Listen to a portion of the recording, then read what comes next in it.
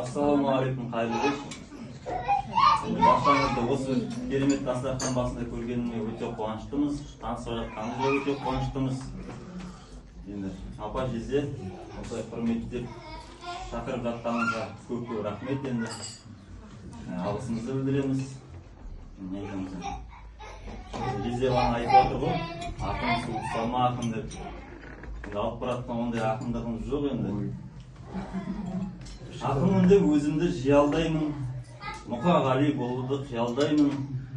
Ойланғанда ойыма келген сөзді ақ қағазға қаламмен шимайлаймын. Жатқан соң апа жезден табыстырып, қылмайын алдарыңда шалыс қылып. Жезден бана таныстырды, ұмытқан біреу болса, өтейін мен өзімді таныстырып.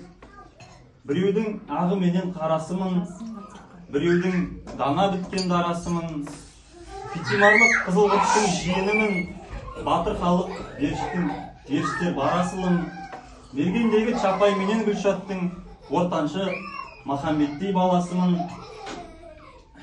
Жан емес, біздер бөтен бірімізге, отырмыз кең дастархан төріңізде. Рахмет айтам құрметтеп шақырғанға, Юран апа Нұрбектей жездемізге.